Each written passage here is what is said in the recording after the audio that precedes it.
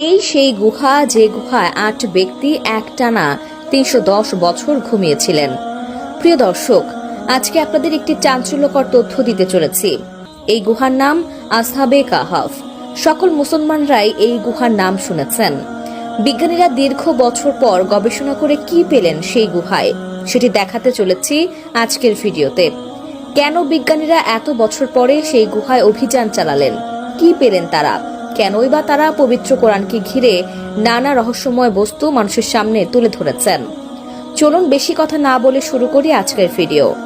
তার আগে বলে রাখি, আপনি যদি মুসলমান হয়ে থাকেন অবশ্যই ভিডিওটি সম্পূর্ণ দেখবেন এবং অন্যকে দেখার সুযোগ করে দিবেন।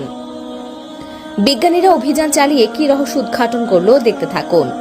এই সেই বিখ্যাত গুহা, যে গুহার কথা পবিত্র আল কোরআনে উল্লেখিত রয়েছে। এই গুহাটি ঘিরে যে ঘটনা রয়েছে তাকে বলা হয় ঘুমন্ত গুহাবাসীর ঘটনা। সাম্প্রতি কিছু বিজ্ঞানী এই গুহা সম্পর্কে অদ্ভুত কিছু তথ্য বের করেছে। তারা দাবি করছেন তাদের আবিষ্কৃত গুহাটি কোরআনে বর্ণিত কাহাফের নামে পরিচিত। পবিত্র কোরআনের সূরা আল কাহাফে একটি স্থানের কথা বলা হয়েছে, যাকে ৮ ঘুমন্ত ব্যক্তির গুহা বলা হয়েছে। কোরআনে মহান আল্লাহ তাআলা আসহাবে কাহাফে ঘটনা বর্ণনা করেছেন, যারা ঈমান রক্ষার জন্য পাহাড়ের গুহায় আশ্রয় নিয়েছিল।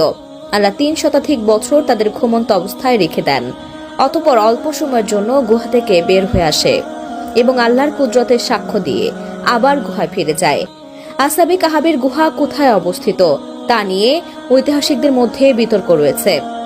বর্তমানে ৫ দেশের মোট ৮ স্থানকে আসহাবে কাহাফের গুহা বলে দাবি করা হয়।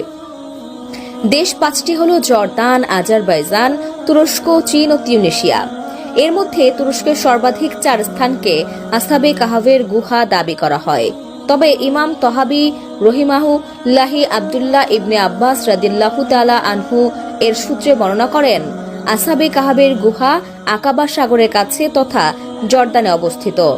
তারা যখন গুহায় প্রবেশ করে তারা দেখতে পায় এর ভেতরে রয়েছে আলাদা একটি দুনিয়া। প্রথমত তাদের চোখে পড়ে বিশাল একটি নদীপথ বা খালের মতো জলাশয়। এরপর দেখে পাথর দিয়ে সুসজ্জিতভাবে বানানো হয়েছে সুন্দর একটি যাতায়াতের পথ, যা রীতিমতো যে কোনো পর্যটককে অবাক করে দেবে। সাথে সাথে বিধর্মী হয়েও তাদের মুখ দেখে আলহামদুলিল্লাহ শব্দটি বের হয়। তারা বুঝতে পারে আল্লাহর সৃষ্টি সত্যি কোনো মানুষের পক্ষে বোঝা সম্ভব নয়। তাই তারা গুহার ভেতরে যা কিছু দেখেছে অল্প করে সকলের সামনে প্রকাশ করেছে।